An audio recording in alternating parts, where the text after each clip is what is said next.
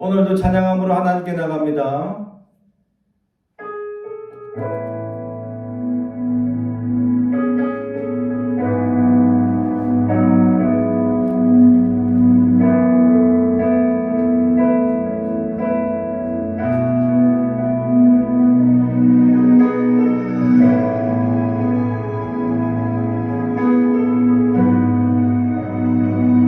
오직 예수님의 보혈로 승리하며 살아가길 주님의 이름으로 축복합니다. 주의 보좌로 나갈 때에 어떻게 나가야 할까? 나를 구원한 주의 십자가 그것을 믿으며 가네. 주의 보좌로 나갈 때에 나 여전히 부족하나. 나를 품으신 주의 그 사랑 그것을 믿으며 가네. 자격 없는 내 입이 아닌 오직 예수님의 보혈로 자격 없는 내 힘이 아니 오직 예수님의 보혈로 오직 예수님의 보혈로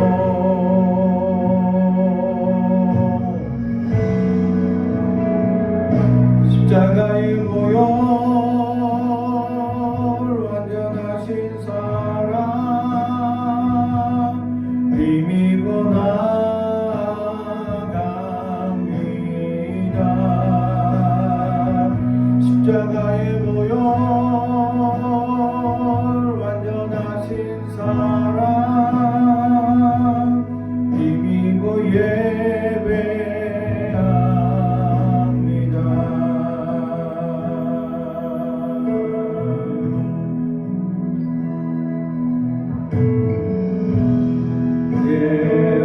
보좌로 나갈 때에 어떻게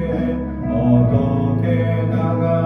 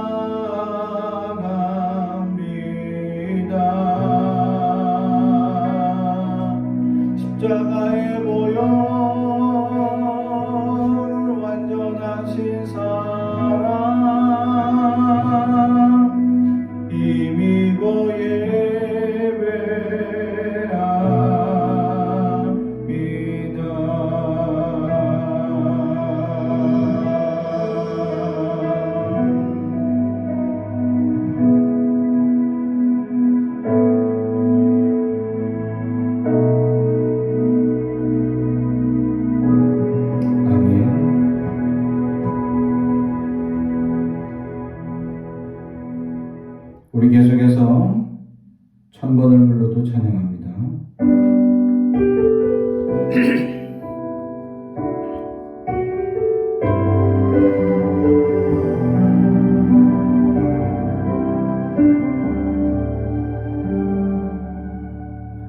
천번을 불러봐도 내 눈엔 눈물이 멈추지 않는 것은 십자가의 그 사랑, 나를 살리려 지신 그 십자가, 모든 물과 피 나의 더러운 죄 씻으셨네. 나를 향한 그 사랑, 생명을 내어 주사 영원한 생명을 내게 주심을 감사해. 천번을 불러도 내 눈에는 눈물이 멈추지 않는 것은 십자가의 그 사랑, 나를 살리려 하늘 보좌 버리신 나를 사랑하신 분, 그분이 예수요.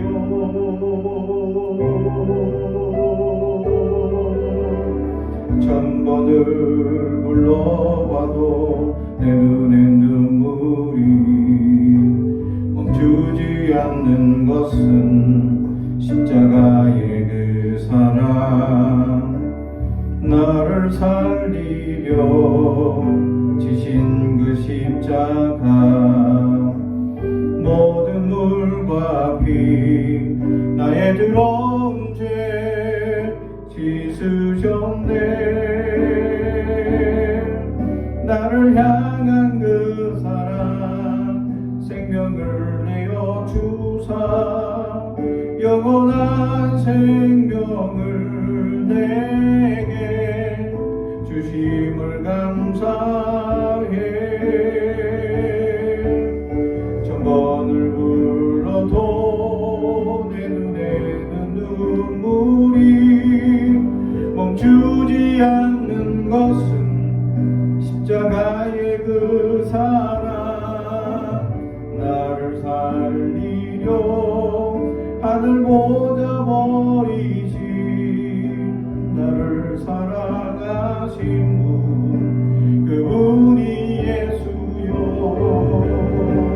천번을 불러도 내 눈에는 눈물이 멈추지 않는 것은 십자가의 그 사랑, 나를 살리려 하늘 보좌 버리신 나를 사랑하신 분, 그분이 예수요. 나를 사랑하신 분, 그분이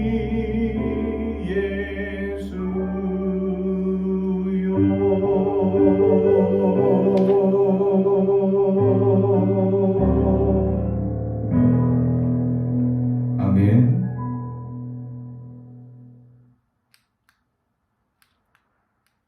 오늘 우리에게 주신 하나님의 말씀은 누가복음 6장 27절에서 38절의 말씀입니다. 누가복음 6장 27절에서 38절 말씀, 제가 하나님의 말씀을 봉독하겠습니다. 하나님의 말씀을 경청해 주시기 바랍니다. 그러나 너희 듣는 자에게 내가 이르노니 너희 원수를 사랑하며 너희를 미워하는 자를 선대하며 너희를 저주하는 자를 위하여 축복하며 너희를 모욕하는 자를 위하여 기도하라. 너희의 이 뺨을 치는 자에게 젖뺨도 돌려대며 내 겉옷을 빼앗는 자에게 속옷도 거절하지 말라. 내게 구하는 자에게 주며 내 것을 가져가는 자에게 다시 달라 하지 말며 남에게 대접하고자 하는 대로 너희도 남을 대접하라. 너희가 만일 너희를 사랑하는 자만을 사랑하면 칭찬받을 것이 무엇이냐? 죄인들도 사랑하는 자는 사랑하느니라. 너희가 만일 선대하는 자만을 선대하면 칭찬받을 것이 무엇이냐? 죄인들도 이렇게 하느니라. 너희가 받기를 바라고 사람들에게 구워주며 칭찬받을 것이 무엇이냐? 죄인들도 그만큼 받고자 하여 죄인에게 구워주느니라. 오직 너희는 원수를 사랑하고 선대하며 아무것도 바라지 말고 구워주라. 그리하면 너희 상이 클 것이요 또 지극히 높으신 이의 아들이 되리니 그의 은혜를 모르는 자와 악한 자에게도 인자하시느니라. 너희 아버지의 자비로우심 같이 너희도 자비로운 자가 되라. 비판하지 말라. 그리하면 너희가 비판을 받을 것이요 정죄하지 말라. 그리하면 너희가 정죄를 받지 않을 것이요 용서하라. 그리하면 너희가 용서를 받을 것이요 주라. 그리하면 너희가 줄 것이니 곧 후히 되어 누르고 흔들어 넘치도록 하여 너희에게 안겨주리라. 너희가 헤아리는 그 헤아림으로 너희도 헤아림을 도로 받을 것이니라. 아멘. 가슴에 손을 얹고 축복의 언어합니다. 나는 하나님의 사람입니다. 축복의 사람입니다. 우리 가정은 영혼이 잘됨 같이 범사가 잘되고 강건해지는 가정입니다. 우리 교회는 번성하고 창대하게 되며 하나님의 언약이 이루어지는 교회입니다. 아멘. 왜 뺏어가세요? 보여줘야죠. 오래 다녀도 못 외울 수 있으니까 함께 할 수 있도록 그죠? 포기해줘야죠. 오늘 말씀의 제목은 자비로운 자가 되라 라는 제목의 말씀으로 은혜를 나누고자 합니다. 미국의 9.11 사태가 일어났을 때에 어떤 기자가 조사한 것이 있습니다. 마지막을 감지한 사람들이 마지막으로 자기들이 사랑하는 사람들에게 연락하면서 남긴 말이 가장 많이 한 말이 두 가지 있는데 그 두 가지가 뭐냐? 사랑한다, 미안하다 하는 말입니다. 그래서 사랑합니다, 미안합니다. 마지막으로 남긴 말이었다라는 거죠. 다른 생각을 해보면 사람들이 마지막에 가장 하고 싶은 말이 뭐냐? 사랑합니다, 미안합니다. 왜냐하면 그만큼 사랑하지 못했고 그만큼 미안하다고 말하지 못했기 때문이죠. 자, 옆 사람을 향해서 사랑합니다, 미안합니다 하고 인사 하나 나누시기 바랍니다. 왜 딴 데 보면서 딴 데 보면서 사랑합니다 하고 미안합니다 하지 말고 얼굴을 쳐다보면서 그렇습니다. 우리 서울대 대학교 법의학 교수님이 책을 하나 내셨는데 그분이 임종을 많이 겪으면서 책을 내셨습니다. 그러면서 그 챕터 중에서 한 내용이 뭐냐면 마지막으로 하고 싶은 일 25가지 하면서 25가지를 쫙 이렇게 엎었는데 그 중에 몇 가지가 제 눈에 들어왔습니다. 이게 좀 그 마지막 임종을 앞두고 하는 그 사람들의 마지막이 어떤 사람들이냐? 대부분 범죄자들입니다. 법의학자였기 때문이죠. 그래서 범죄자들임에도 불구하고 그들이 마지막으로 남기는 말들이 의미가 있었다. 그 중에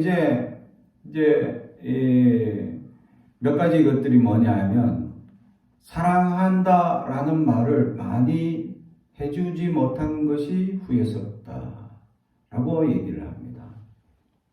그리고 또 어떤 사람은 이 삶에 너무 바득바득 이 힘을 쓰다 보니 너무 진이 빠져버린 자기 인생이 후회스럽다라고도 얘기합니다.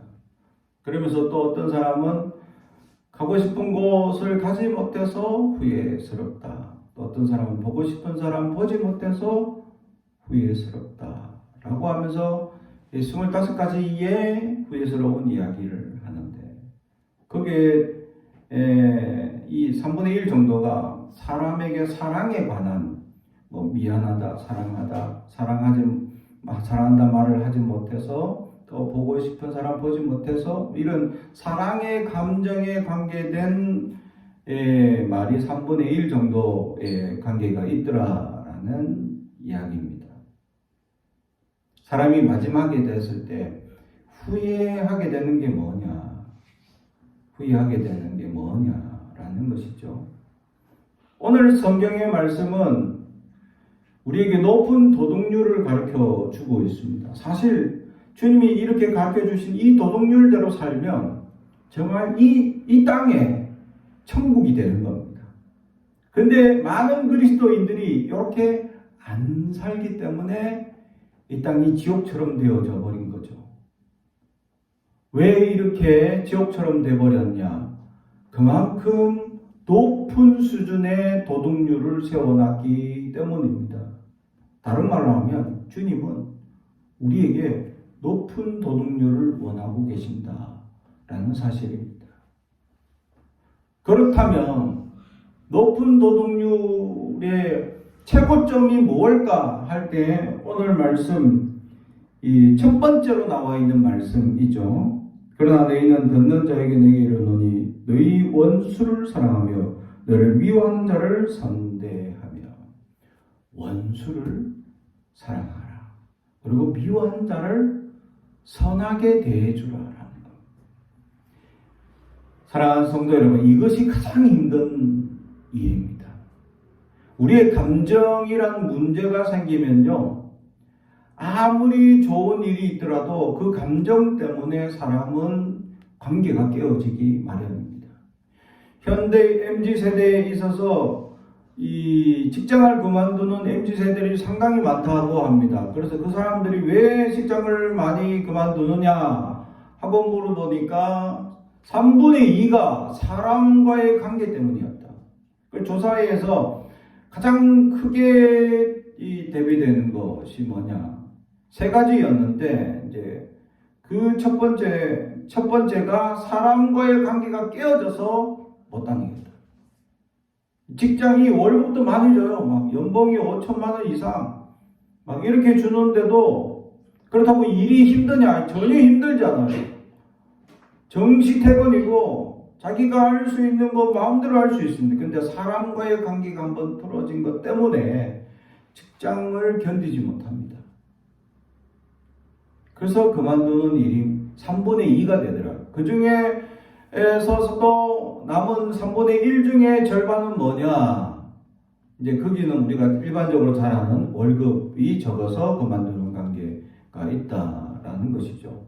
그리고 나머지 절반은 뭐냐? 자기가 하고 싶은 일을 하지 않고 있어서 이제 성적에 맞춰서 뭐 자기가 나온 이 전공에 맞춰서 이렇게 했는데 결국 자기가 하고 싶은 게 아니었다. 결국 그 나머지들은 비전을 찾아, 자기의 꿈을 찾아 그 대학교 시절까지 졸업하면서까지 자기의 꿈이 뭔지 모르고 직장을 이렇게 막 매달려 가다가 보니까 수많이 부딪히는 여러 가지 현실적인 문제에 그만 직장을 그만두는 경우가 많다는 거죠. 그 중에 3분의 2가 사람과의 관계 때문이다라고 얘기를 합니다. 그 중에 그리스도인들이 한 명도 없었을까? 그 중에 사람과의 관계를 이어주는 사람들 중에 그리스도인들이 한 명도 없었을까 하며 제가 안타까운 마음을 가져봅니다. 그죠? 심지어는 그리스도인들마저도 연약한 사람들이 너무 많다라는 사실입니다. 제가 목회 30년, 부교육자 20년 동안 정말 수많은 사람들을 만나고 그런 관계를 이어져 오면서 많은 좋은 사람들을 만났습니다. 그러나 그 반면에 많은 좋지 못한 사람들도 만났다라는 거죠. 그래서 그들을 어떻게 하면 변화시킬까?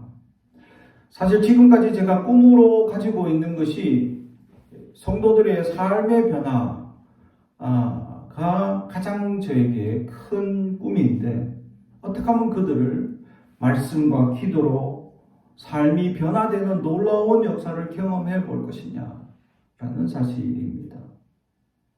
근데 은혜는 잠시일 뿐 일상은 영원히 지속되다 보니 잠시의 은혜가 세상에 사는 원수들과 끊임없이 부딪히면서 은혜를 다 쏟아버리더라라는 사실입니다. 그죠? 심지어는 어느 권사님들 다 모시고 이제 기도원 갔습니다. 기도원에 가서 은혜를 확 받았어요. 그래서 올 때 막 이 본고차 안에서 같이 찬양하고 막 신나게 은혜를 나누고 있었습니다. 그런데 집에 가서 그 다음날 같이 신방을 가는데 권사님이 막 화가 나신 거예요. 권사님 어제 막 우리 은혜 받고 신났지 않습니까? 그 은혜로 오늘 신방 은혜를 끼쳐야 되는데 어떻게 된 겁니까? 하니까 집에 가자마자 신랑이 밥은 준다고 밤늦게 뭘 하고 돌아다니냐고 갑자기 소리를 지르는 바람에 은혜를 쏟아버렸다라고 고백을 하는 겁니다. 근데 그때는 원수도 사랑할 것 같은 은혜를 받았는데, 집에 있는 원수 같은 남편이 부르짖는 소리에 그만 그 은혜를 다 쏟아버렸더라. 그래서 원수를 사랑하지 못하고 화가 났다라는 사실이죠. 사랑하는 성도 여러분, 우리는 어떻습니까? 원수를 사랑하라. 주님의 명령입니다. 예수님께서는 좀처럼 명령하신 것이 없습니다. 그런데 오늘 말씀은 우리에게 명령하고 있다라는 사실이죠. 그런데 우리는 그 말씀을 따르고 있느냐라는 사실입니다. 사랑하라고 가르쳤음에도 불구하고 우리에게는 그 사랑이 없기 때문에 사랑을 하지 못한다라는 사실. 사실은 우리의 사랑으로 사랑하려고 하니까 부딪히기 때문입니다. 우리의 생각, 우리의 경험, 우리의 마음으로 사랑하면 실패하기 마련입니다. 그래서 에로스의 사랑은 금방 불타오르다가 그 호르몬 기운이 빠지거나 어떤 특정 사건이 터지면 금방 식어버리기 마련입니다. 그래서 연인들은 한 1, 2년 만나면 이제 점점 식어지기 시작합니다. 그러다가 점점 멀어지는 관계가 되는 겁니다. 그러다 헤어지고 또 다른 사람 만나고 또 다른 사람도 불 붙듯이 사랑하다가 또 금방 헤어지고 그렇게 이어지죠. 그러다가 영원한 사랑을 만나서 사랑하게 되면 결혼하게 되겠죠. 그렇다고 결혼한다고 그것이 영원히 이어지냐? 그렇지 않습니다. 이제 나중에 이제 시간이 흐르면 어떻게 살아가느냐? 의리로 살아가기 시작합니다. 그러다가 사랑스러운 자녀가 생기면 새로운 사랑이 싹트기 시작하죠. 사랑이 이렇게 막 불타오르다가 식었다가 불타오르다가 식었다가 이 갈대 같은 마음에 어떨 때는 그렇게 이쁘고 사랑스럽고 자랑스럽고 막 이러다가 어떨 때는 그렇게 밉고 원수처럼 여기지는 존재입니다. 이게 사람의 사랑이기 때문입니다. 오늘 말씀에 주님께서 우리에게 사랑하라 라고 하신 이 사랑이 사람의 사랑이지 않기 때문입니다. 사람의 사랑은 사람을 사랑할 수가 없습니다. 왜냐하면 사람은 실망 주는 존재이기 때문이죠. 금방 싸우고 금방 다투고 금방 분쟁이 일어나고 금방 화가 나는 일들이 일어납니다. 그래서 사람들은 서로 분쟁하며 그것이 점점 전파되면 전쟁이라는 국가적인 다툼까지 일어나게 되어져 있다라는 사실입니다. 그래서 사람의 노력으로 사랑할 수 있는 것이 아닙니다. 오늘 주님께서 우리에게 명령하고 있는 말씀은 높은 도덕률로 사랑하라고 하신 말씀은 우리의 힘으로 사랑하려고 하지 말라는 것. 주님이 주시는 그 사랑을 가지고 사랑해야 한다라는 것이죠. 그래서 여기에는 첫 번째 우리가 주님의 사랑을 가져야 한다. 주님의 사랑을 잊어버리면 어떤 마음이 듭니까? 상실한 마음이 들고 냉담한 마음이 들고 분투하는 마음이 되고 그래서 사람들은 서로 사랑하지 못하고 미워하는 감정이 일어나고 서로에게 자기에게는 아주 여유로운 잣대를 대고 남에게는 아주 강팍한 잣대를 대가지고 막 이렇게 비교하게 되어져 있습니다.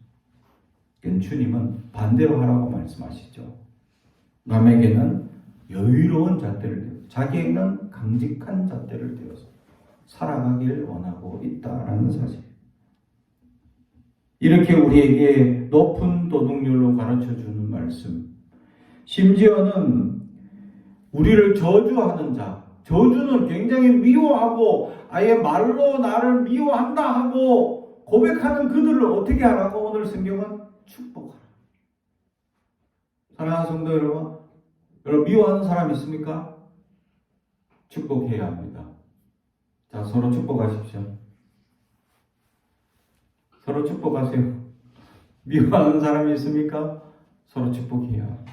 오늘 성경에 자기를 서로 저주하고 미워하는 대상을 향해서 하나님의 이름으로 축복합니다. 하나님의 은혜가 가득하길 축복합니다. 라고 축복하라고 되어 있습니다. 이것이 쉬운 일이냐라는 거죠. 여기에도 조건이 있습니다. 내가 하나님의 축복을 받아야 축복할 수 있죠. 저주받은 자까지 축복할 수 있다. 라는 사실. 할렐루야. 그래서 먼저 내가 은혜를 받아야, 내가 먼저 하나님의 사랑을 받아야 하고, 먼저 하나님의 축복을 받아야 하고, 그래야 그 하나님의 것으로 내가 사랑을 하고, 하나님의 것으로 축복을 하고, 하나님의 것으로 헌신할 수 있다라는 사실. 사랑하는 성도 여러분, 사랑과 축복은 하나님의 사랑과 하나님의 축복으로 축복하라라고 말씀합니다. 우리의 인간적 감정이 아니고 내 이성적 통찰이 아니고 하나님이 주시는 은혜로만 하라는 것입니다. 그 은혜에는 내 감정이 개입돼서는 안 됩니다. 내 감정은 배제하라는 것입니다. 오직 하나님의 말씀을 따라서 그를 축복하고 그들을 사랑하라라고 말씀하고 있는 것입니다.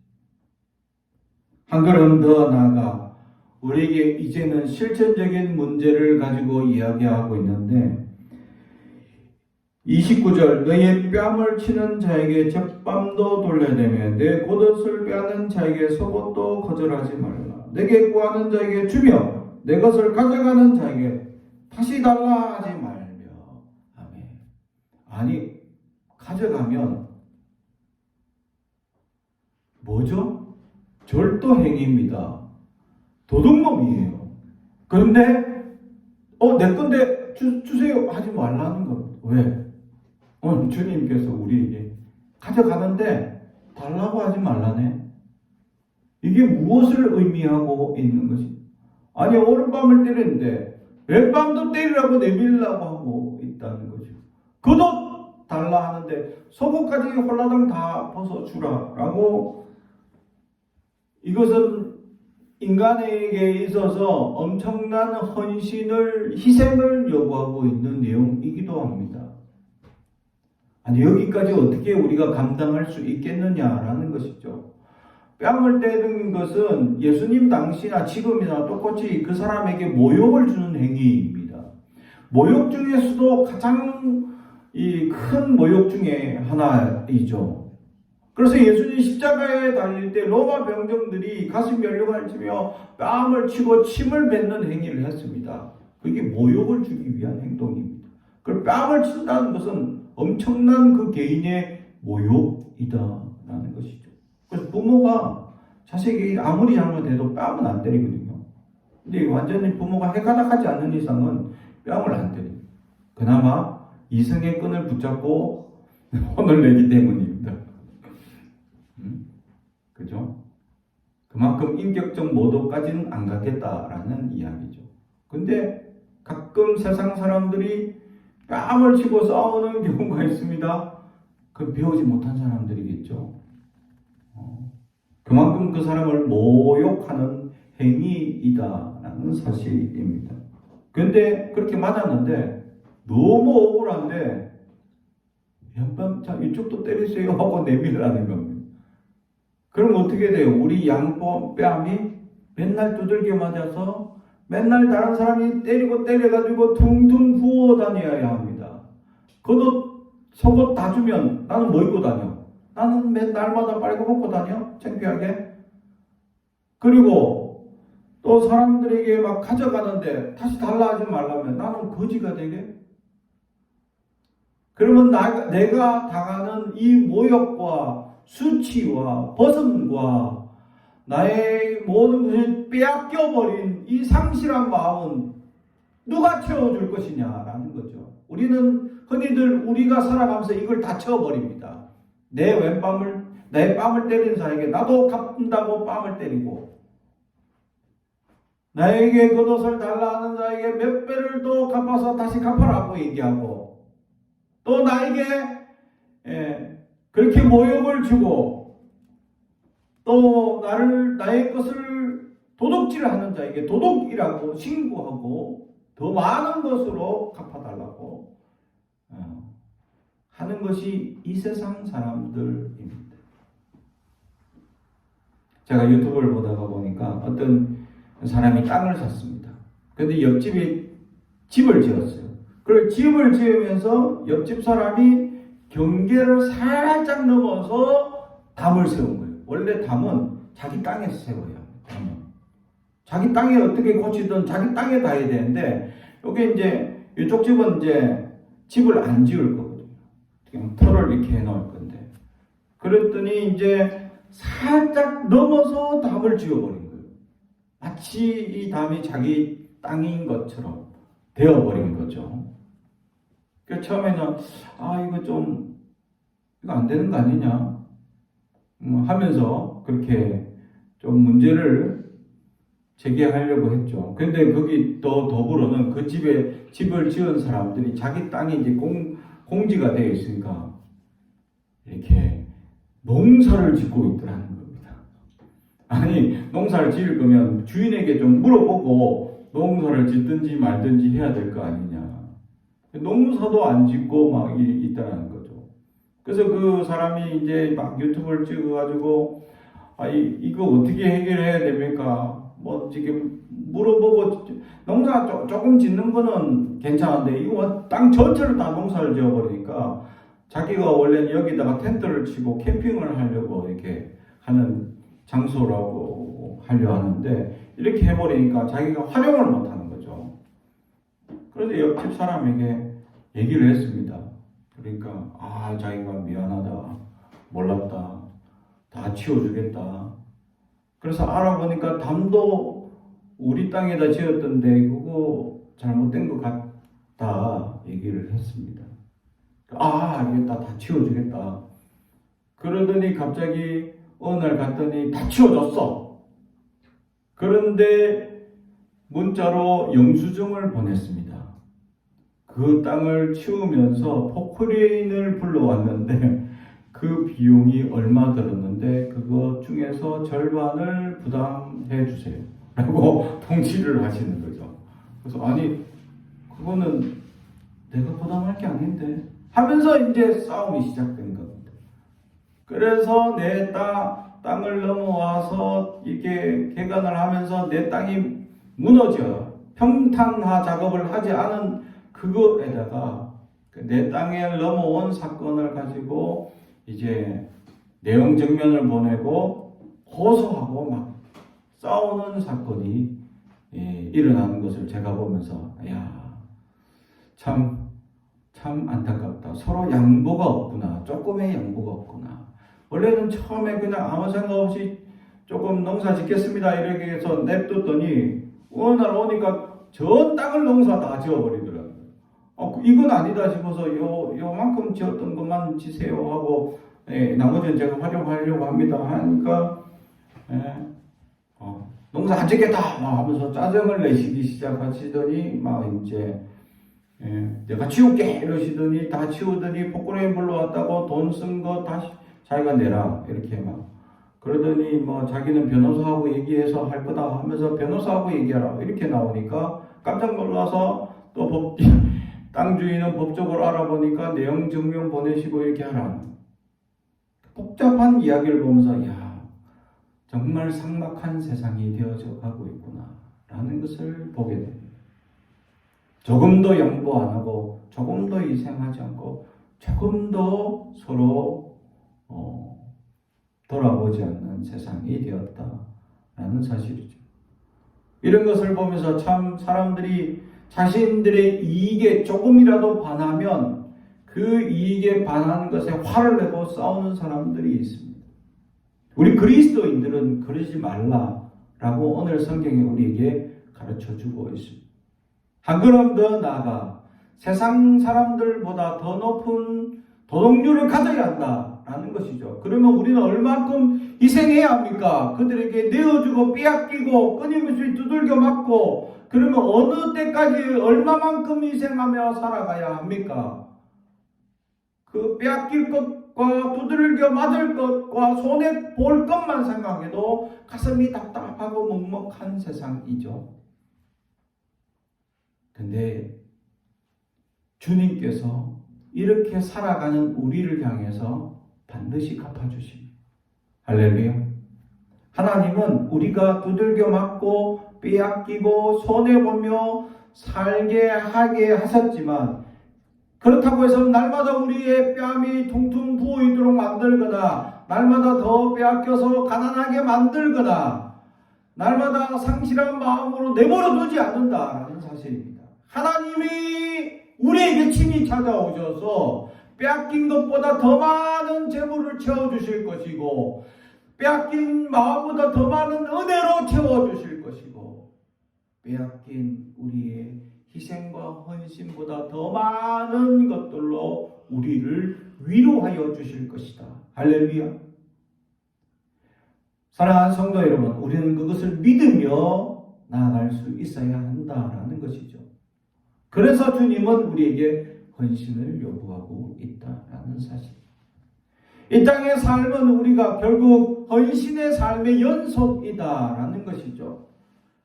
다시 말해 그리스도인들은 이 나그네의 삶에 안주하며 눌러 살며 큰 집에 살며 많은 재물과 보화를 내 것으로 내가 끌어안고 사는 존재가 아니다라는 것을 우리에게 가르쳐줍니다. 우리에게 주신 재물은 반드시 손을 펴라 라고 성경 곳곳에서 우리에게 가르쳐주고 있습니다. 오늘 말씀도 보면 극단적으로는 우리의 재물, 내가 가지고 있는 어떤 소유도 내 것이 아님을 선포하고 있는 내용입니다. 사람들이 얘기를 합니다. 월급의 11조를 내면 너무 많은 금액을 헌신하지 않습니까? 아닙니다. 월급도 다 하나님 겁니다. 모든 돈이, 모든 재물이, 모든 재산이 다 하나님 겁니다. 그런데 하나님이 그 중에 10분의 1만 받고 나머지 네가 쓰라는 거죠. 이게 얼마나 큰 은혜입니까? 할렐루야. 그죠? 10분의 1만 하나님께 드리면 나머지는 내가 임의로 써도 괜찮다라고 하십니다. 그런데 더 나아가서는 그 재물마저도 의롭게 쓰라는 것. 나를 위해서 자꾸 모아드리라고 하는 것이 아니라 내 손을 펴서 내 이웃들, 가난한 자들, 어려운 이들에게 우리는 나누어 주고 헌신하고 희생하며 살기를 요구합니다. 희생은 무엇을 의미합니까? 희생은 무엇을 의미합니까? 사랑하는 성도 여러분, 내 가지고 있는 것 더 많이 드려야 하고, 내가 가지고 누리고 있는 것 더 많이 드릴 수 있어야 하고, 나눌 수 있어야 합니다. 희생의 가치를 알아야 합니다. 그냥 적당히 내가 한 100만 원 버는데 11조 10만 원 드리고 생활하는데 많이 쓰면 한 80이니까 10만 원 정도 남는 거 적금 들까? 이게 아닙니다. 아니면 적금 들 거 얼마, 보험 될 거 얼마, 이게 아닙니다. 먼저 가난한 자들 돌아보라. 희생은 여기에 있습니다. 내가 계획하고 준비한 것들 먼저 쓰는 것이 아니라 하나님께서 나에게 감동을 주는 가난하고 어려운 이들에 대한 긍휼한 마음을 주신다면 그들을 향하여 손을 펼 수 있는 우리가 될 수 있어야 한다라는 사실이죠. 사랑하는 성도 여러분, 우리 낙원의 인생입니다. 한시도 잊어서는 안 됩니다. 마치 이 땅이 영원히 안주할 것처럼 살아가서는 안 됩니다. 집부터 좋은 거 사고, 집이 또 있는데 더 좋은 집 사고, 더 좋은 차 사고, 자꾸 욕심이 나죠. 저도 그랬습니다. 처음에 물로 가는 차를 타봤습니다. 차가 물로 가더라고요. 냉각수가 자꾸 이제 엔진으로 들어가서 물을 계속 먹는 차였어요. 그러다 어느 날 마틴즈를 샀는데, 그것도 중고차를 샀는데 고장이 없으니까 와, 너무 좋은 거예요. 그러다가 또 조금 더 큰 차를 샀습니다. 그러니까 더 좋아 보이는 거예요. 그러니까 이제 이걸 하면 10년 타니까 더 큰 차가 자꾸 눈에 들어오는 거죠. 인간의 욕심은 끊임없더라. 근데 자족할 수 있느냐라는 사실. 사도 바울은 우리에게 그래서 물질에 관하여 자족하라고 합니다. 작은 것 할 줄 알고 작게 살면서 어렵고 힘든 이들을 위하여 손을 펴고 헌신하며 나아가는 그리스도인들이 되길 오늘 성경은 우리에게 가르쳐줍니다. 그 헌신과 희생을 하는 데 있어서 가장 중심이 되는 마음이 하나 있습니다. 그게 뭐냐? 오늘 말씀의 제목인 자비로운 자입니다. 주님께서 자비롭기 때문에 너희도 자비로운 자가 되라 라고 말씀하죠. 왜냐하면 하나님의 자비가 없다면 여기에 생존할 사람 아무도 없기 때문입니다. 구약시대에 하나님이 여전히 지금 이 시대에 구약처럼 역사하신다면 살아남을 인간 아무도 없습니다. 바로 징계하시고 심판하시고 바로 하나님의 역사가 나타나도록 하나님의 뜻이, 하나님의 의가 무엇인지 보여줄 것입니다. 그러나 이 시대는 그리스도의 사랑이 넘치는 시대이죠. 왜냐하면 우리의 영원하신 중보자이신 예수님께서 당신의 피 흘린 구멍난 손으로 그 아버지 하나님께 참아주실 것을 중보하고 있기 때문입니다. 할렐루야. 그 은혜로 하나님께서 당신의 아들의 불쌍한 마음, 긍휼히 여기는 마음으로 우리를 불쌍히 여기기 때문에 우리가 살아갈 수 있다라는 사실, 우리가 죄를 짓고 우리가 연약한 중에도 살아갈 수 있는 것은 하나님의 자비로운 은혜이기 때문입니다. 사랑하는 성도 여러분, 그렇습니다. 우리가 희생하고 높은 도덕률로 살아가야 될 이유가 하나님의 자비로우심에 있기 때문입니다. 그래서 우리도 그 자비를 따라서 우리는 이 땅을 영원히 살 것처럼, 이 땅에만 세워나갈 것처럼, 자기의 이익과 욕심만 가득 세워나갈 것처럼 살 것이 아니라 희생, 헌신하며 살아가길 오늘 주님께서는 우리에게 가르쳐주고 있습니다.